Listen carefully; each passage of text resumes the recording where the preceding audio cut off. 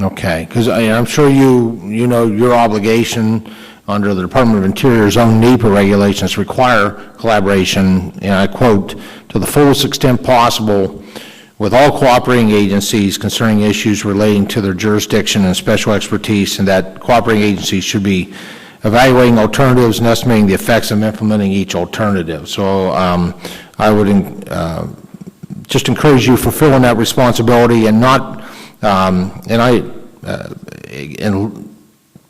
I would say provide these drafts as you go along. If the states do not have the resources to be able to work on them, that will be the decision of the states. But that should not preclude. I suspect there are some states out there that obviously this is an extremely important issue. It's an incredibly important issue in Pennsylvania, as well as I'm sure some other states are represented here. And so to do a cookie cutter response, or we're not going to send it out because you've heard from some that they're not ready to use them, get those drafts out. I think that you have by statute and by regulation, a responsibility to do that. How many face-to-face meetings has OSM had with cooperating agencies this year to discuss their comments on the EIS? I don't believe we have had any this year. Okay. How many conference calls have there been? I don't believe there have been any contact with the cooperating agencies this year, conference calls, face-to-face meetings, correspondence, or anything regarding their comments on the previous drafts or on this work.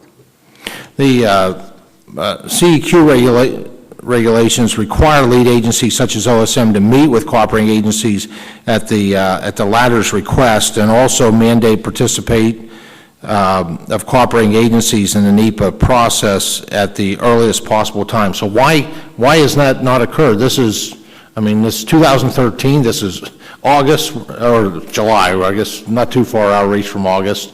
The reasons why that responsibility hasn't been fulfilled? No, we had input from them on that first draft, and with their limited resources, I'll reiterate that we aren't going to impose upon them to review something that isn't really ready for their review in order to limit and not draw down on their limited resources. So you're not going to mandate the review, but have you forwarded the drafts to the states so that if this is a priority, and I suspect it's a priority in many states, they have the drafts in hand. It should be their decision how thoroughly and what due diligence they provide on the reviews. Have you provided and will you provide each of the drafts to the states? Actually, it's my decision on when it would be productive for them to be getting the drafts, and I don't believe it would be a productive use of their time to have a draft prematurely.